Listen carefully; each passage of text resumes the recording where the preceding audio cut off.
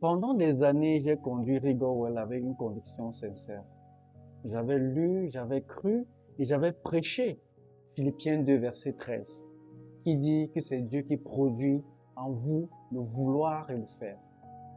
Et j'en avais tiré une conclusion qui semblait logique. Dieu m'a donné le vouloir. Donc le faire, c'est mon affaire.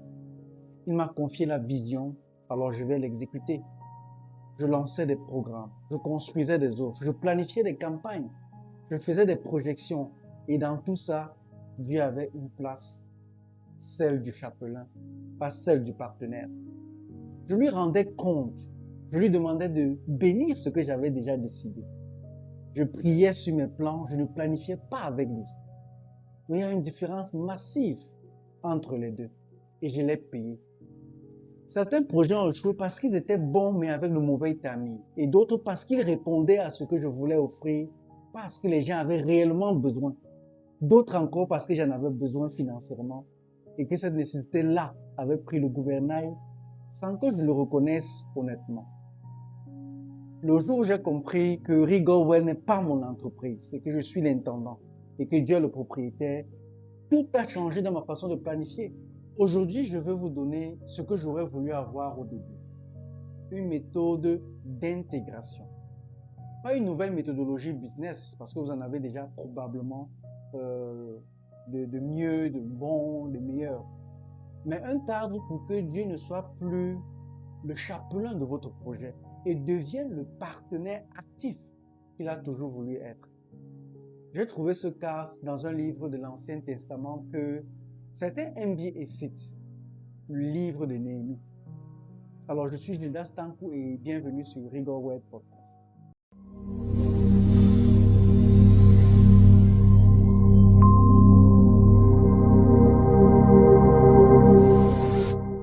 Mais avant d'ouvrir Néhémie, il faut nommer précisément le problème que nous essayons de résoudre. Parce que si vous ne voyez pas la fracture, vous ne pouvez pas la réparer. Lors de la première vidéo de cette série, je vous ai dit de ne pas séparer votre dimanche de votre lundi. L'ambition entrepreneuriale n'est pas une distraction de votre vie spirituelle. Elle en est même l'expression. Nous avons dit ça, nous y croyons. J'espère qu'à ce niveau, vous y croyez aussi. Mais dans la pratique quotidienne, la grande majorité d'entrepreneurs chrétiens que je rencontre vivent avec une fracture profonde et non dite. Elles ne voient pas de l'extérieur, mais elles se ressentent de l'intérieur. Le dimanche, on va à l'église, on prie, on glorifie Dieu. Et le lundi, on tombe dans le plan stratégique, la projection financière, la gestion des équipes et négociations. Et dans tout ça, Dieu apparaît principalement sous deux formes. Soit comme validateur d'une décision déjà prise. On va dire, je prie pour que ça marche. Soit comme recours d'urgence quand ça ne marche pas. On va dire, Seigneur, interviens. Le problème n'est pas que vous manquez de foi le lundi. Le problème est que vous avez appris deux langages différents. Un pour le sacré, un pour le professionnel, et que vous ne savez pas comment les garder en même temps. Ce n'est pas votre faute, c'est le résultat de siècles de séparation entre théologie et pratique des affaires. L'Église a appris des générations de chrétiens à être pieux le dimanche et compétents le lundi, comme si les deux relevaient de registres différents. Néhémie n'avait pas ce problème. Pas parce qu'il était plus saint que vous et moi, mais parce qu'il n'avait pas appris cette séparation. Pour lui, Dieu était aussi présent dans le calcul des matériaux de construction que dans la prière d'intercession. La logistique et la liturgie étaient dans le même espace mental. Et voici la question qui révèle la fracture. Et répondez honnêtement, même si la réponse vous met mal à l'aise. La dernière décision importante que vous avez prise dans votre entreprise ou votre projet, que ce soit un recrutement, que ce soit un investissement, que ce soit un pivot, ou que ce soit un partenariat ou un lancement d'un nouveau produit, comment avez-vous impliqué Dieu dans ce processus? Comment? Si votre réponse est « j'ai prié pour que ça marche » ou « j'ai demandé sa bénédiction », vous êtes en mode chapelain. Dieu est à côté de votre processus de décision, mais il n'est pas dedans. Si votre réponse est j'ai pris le temps de me demander si cette décision alignait mon projet avec ce que j'ai compris être sa vision pour ce travail. J'ai cherché des confirmations dans sa parole. J'en ai discuté avec des conseillers sages et j'ai attendu la paix avant d'agir. Si vous avez fait cela, alors vous êtes en mode partenaire. La différence n'est pas spirituelle au sens mystique du terme. C'est une différence de processus. Et c'est précisément ce que Néhémie va nous enseigner. Ouvrons maintenant le livre de Néhémie, bien sûr.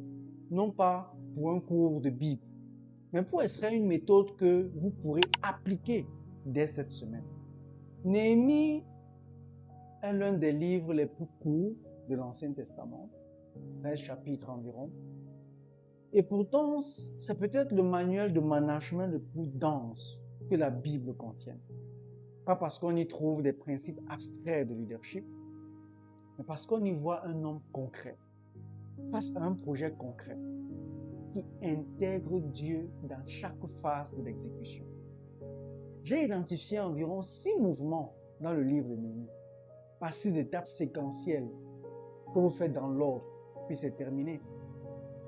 Mais 6 postures que vous adoptez en boucle tout au long de votre projet, comme les 6 faces d'un cube, elles sont toutes présentes en même temps. Et selon le moment, l'une est plus visible que les autres. Mouvement 1. Le premier mouvement, c'est pleurer. Dans Néhémie 1, verset 4, il dit « Je m'assis, je pleurais et je fus plusieurs jours dans la désolation. » Ce que Néhémie fait avant de faire quoi que ce soit, il pleure. Il reçoit une mauvaise nouvelle sur Jérusalem et il ne planifie pas. Il ne délègue pas. Il ne fait pas de réunion de crise. Il s'assoit et il pleure. Contrairement à ce que quelqu'un que j'écoute beaucoup a dit, Néhémie pleure. Ce que cette personne dit, c'est que il ne faut pas pleurer, qu'on ne pleure pas.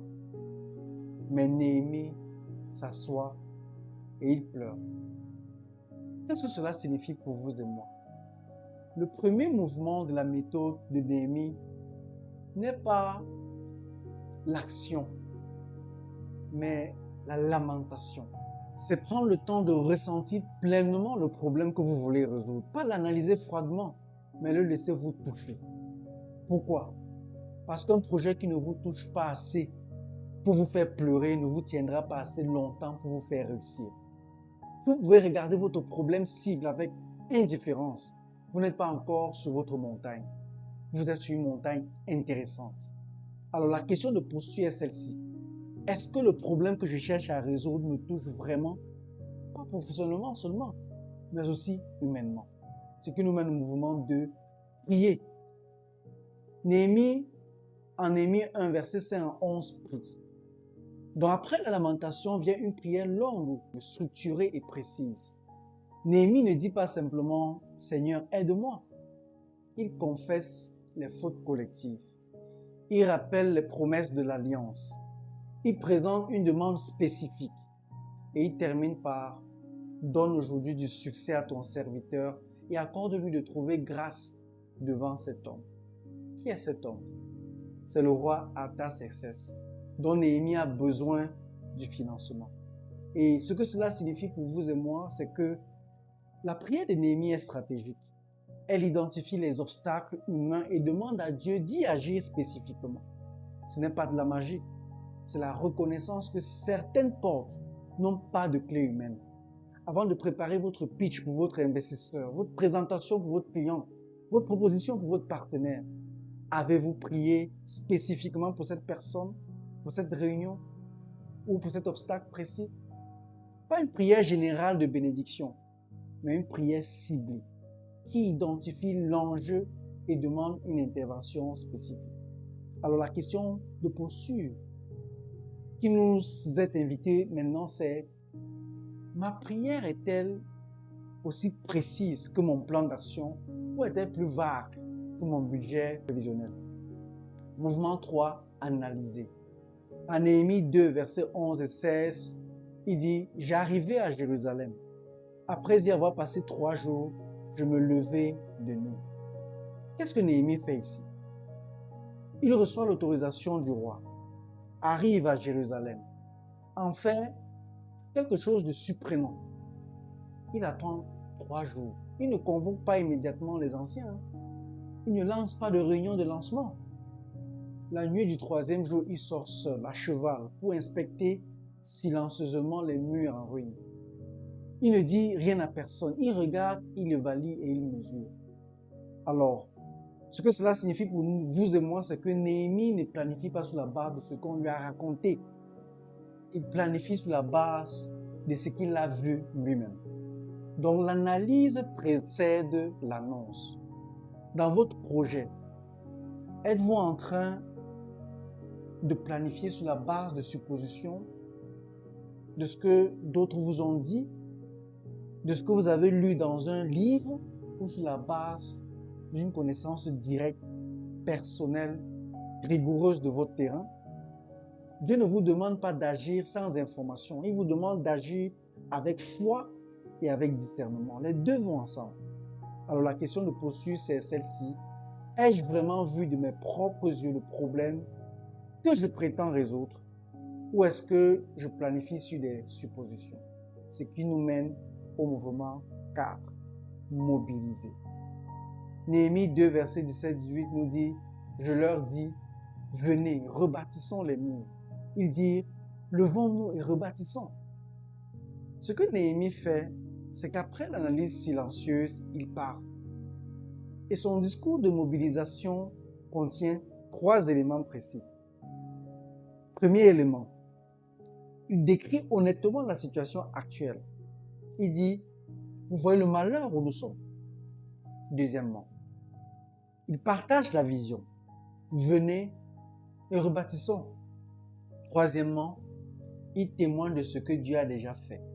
Il dit, il me raconta la bonne main de mon Dieu sur moi. Donc Jérémie ne vend pas un rêve. Il partage une réalité, une direction et une preuve. Alors, qu'est-ce que cela signifie pour vous et moi?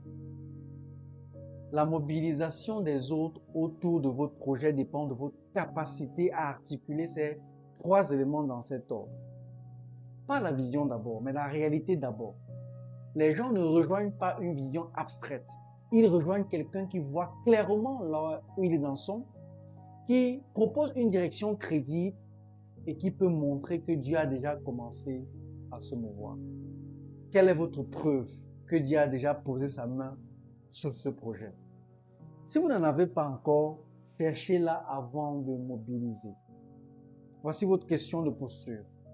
Ma communication concernant ma vision commence-t-elle par la réalité honnête ou par le rêve enthousiaste?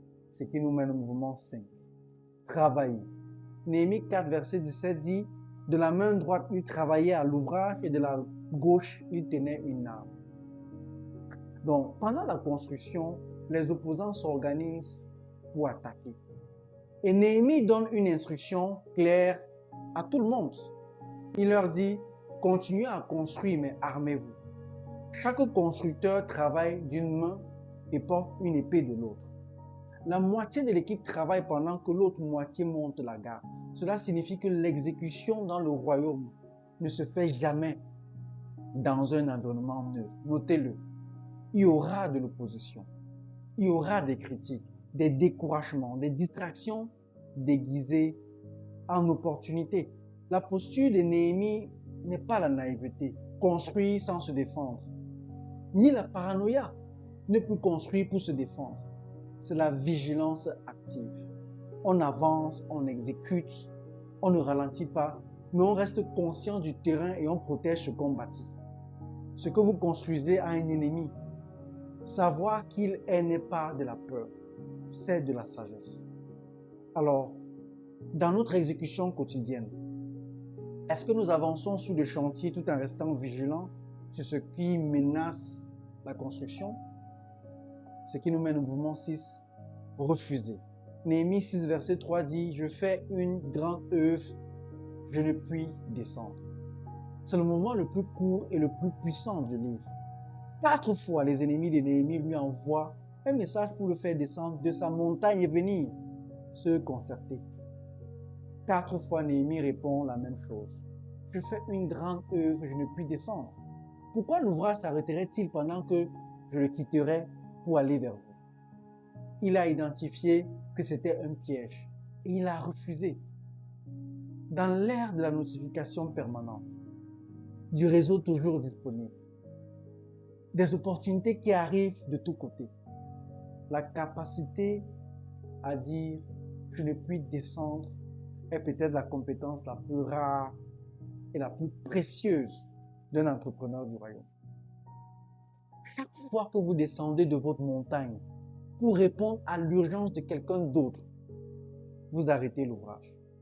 Chaque réunion qui ne sert pas à votre chantier, chaque opportunité qui dilue votre focus, chaque demande qui vous éloigne de votre travail principal, Néhémie vous donne la réponse. 4 mots. Je ne puis descendre. Alors, quelle est la chose sur laquelle je continue de descendre ma montagne que je dois apprendre à refuser avec grâce et fermeté? Dans les 6 mouvements de Néhémie décrivent une posture. Alors, Oser la rigueur, le livre que j'ai écrit, vous donne les systèmes concrets pour les incarner au quotidien.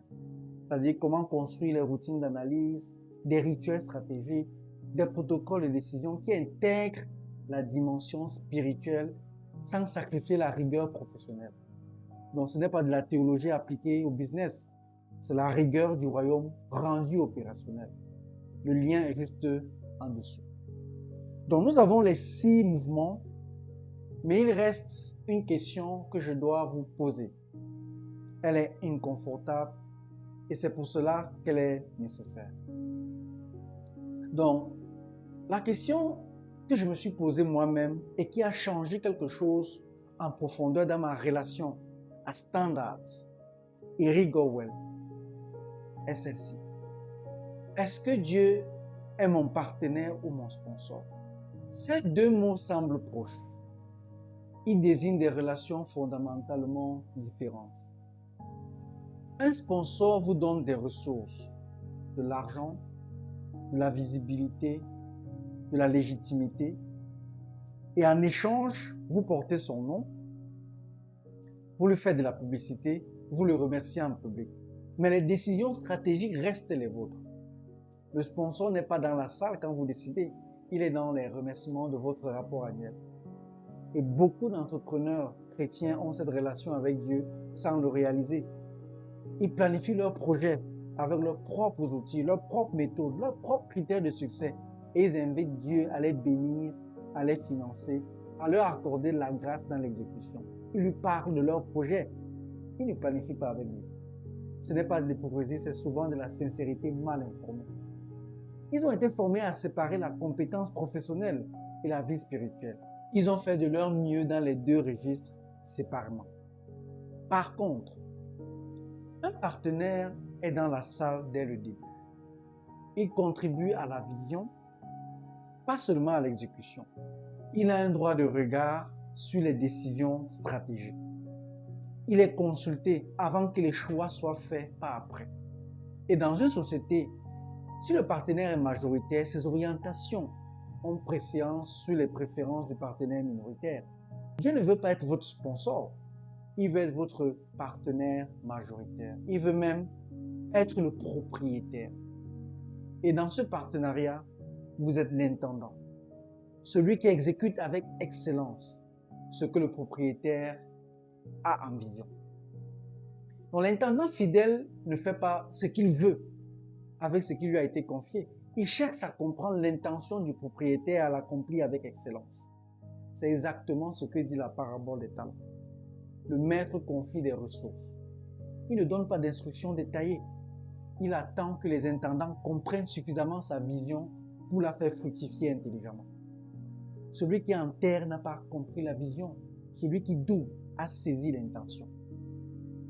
Alors, comment passer du mode sponsor au mode partenaire? Ce passage ne se fait pas par une décision émotionnelle lors d'un culte des réveils. Il se fait par un changement de processus. Et voici 3 changements concrets. Le premier changement c'est passer de la prière de bénédiction à la prière de consultation. Écoutez vraiment bien ceci. Avant de lancer un projet, avant de prendre une décision importante, avant de signer un contrat, etc., prenez le temps de poser la question suivante à Dieu, par écrit même si possible. Propriétaire de ce projet, est-ce que cette décision sert ta vision ou la mienne? Ce n'est pas une question rhétorique, c'est une consultation réelle. Et elle demande d'attendre une réponse, pas nécessairement une voix audible, mais une paix, une confirmation dans la Bible, un alignement des circonstances ou un retour de conseiller sage. La prière de bénédiction dit, Seigneur, bénis ce que j'ai décidé. Mais la prière de consultation dit, Seigneur, est-ce que je dois décider cela? Le changement c'est passer de l'indicateur de performance à l'indicateur d'alignement. Les entrepreneurs mesurent naturellement leurs résultats en termes de chiffres. On a les revenus, on a les clients, on a le taux de conversion, on a la croissance, etc. Ces indicateurs sont légitimes, mais pour un entrepreneur du royaume, ils sont insuffisants. Ajoutez à votre tableau de bord un indicateur que j'appelle indicateur d'alignement. Une fois par mois, par exemple, posez-vous 3 questions.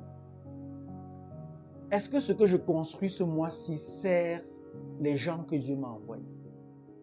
Est-ce que mes décisions de ce mois reflètent les valeurs du royaume ou les valeurs du marché? Est-ce que j'ai entendu quelque chose de Dieu sur ce projet ce mois-ci? Par exemple, une confirmation, une correction ou une direction nouvelle? Ces questions ne remplacent pas vos KPIs. Elles les contextualisent. Elles vous empêchent simplement de réussir dans un seul domaine. Changement 3, de l'agenda rempli à l'agenda ménagé. Néhémie a attendu 3 jours avant d'agir après son arrivée à Jérusalem. Il a pris une nuit pour inspecter les murs seuls, en silence. Il a ménagé de l'espace pour que la direction se clarifie avant l'action. Alors, dans votre semaine d'entrepreneur, y a-t-il du temps réservé, non négociable, protégé pour entendre Dieu sur votre projet? Pas un temps de prière générale ou de dévotion personnelle, mais un temps spécifiquement dédié à la question propriétaire de ce projet. Dieu, qu'est-ce que tu veux que je sache ou que je fasse cette semaine? Si votre agenda ne ménage pas cet espace, vous n'avez pas un agenda de partenaire, vous avez un agenda de gestionnaire qui prie. Voilà la méthode, voilà la posture.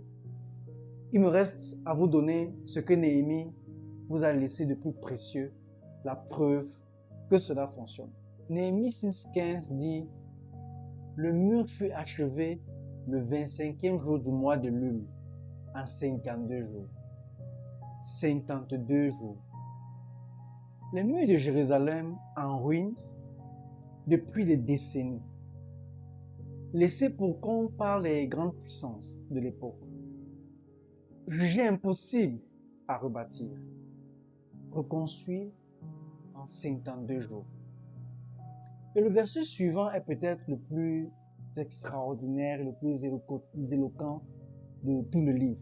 Néhémie 6, verset 16, qui dit « Lorsque tous nos ennemis l'apprirent, toutes les nations qui nous entouraient furent saisies de crainte et tombèrent dans leur propre estime, car ils reconnurent que cet ouvrage avait été accompli par notre Dieu. »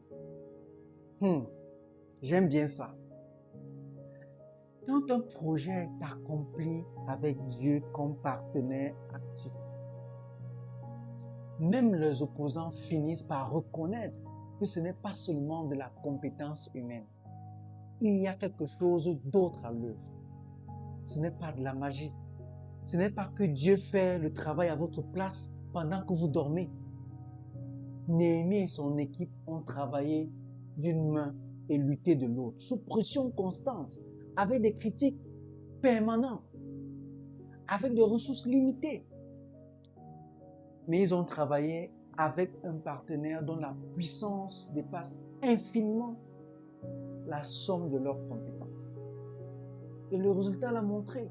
52 jours pour un chantier que personne ne croyait possible. Je ne vous promets pas que votre projet sera terminé en 52 jours. Ce n'est pas le point.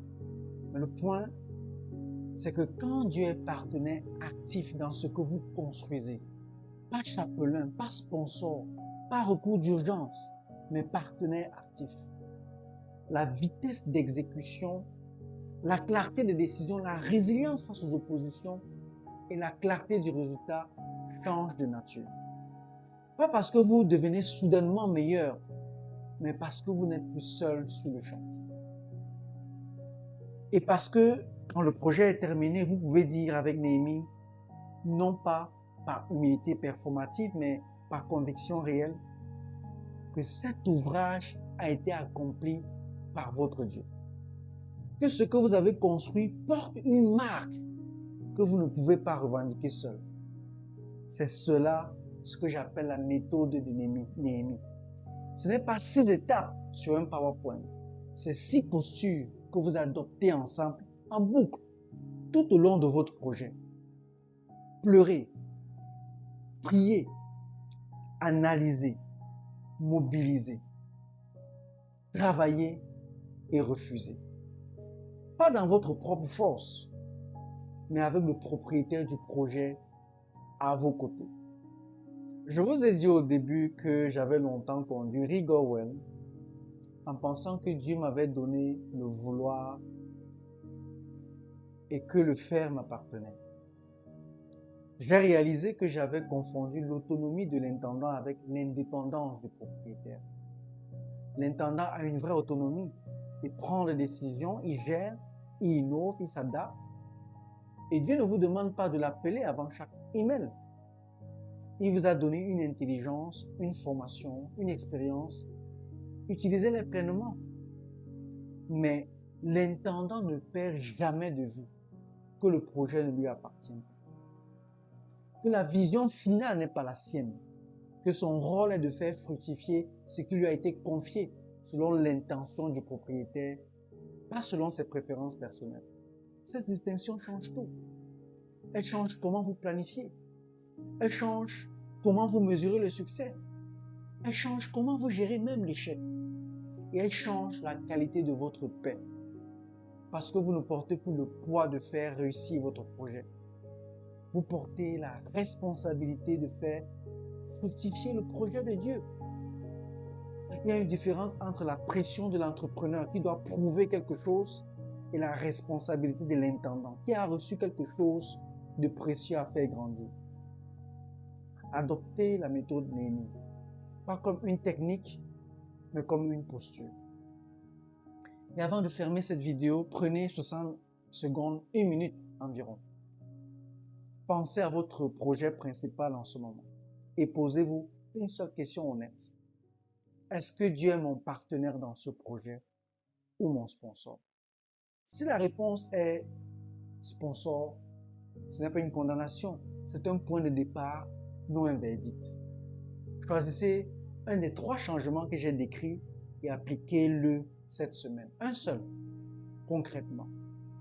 Et si vous voulez aller plus loin dans cette intégration, construire des systèmes de rigueur qui ne séparent pas la foi et l'exécution. Mon livre, Oser la rigueur, est votre prochain pas. Le lien en description. Et la prochaine vidéo, nous allons parler de protection parce que maintenant que vous êtes en train de construire, vous allez rencontrer une résistance. Et il y a 3 lignes rouges que vous ne devez jamais franchir sous peine de perdre non pas votre montagne, mais votre âme. Rendez-vous très prochainement. Merci et à bientôt.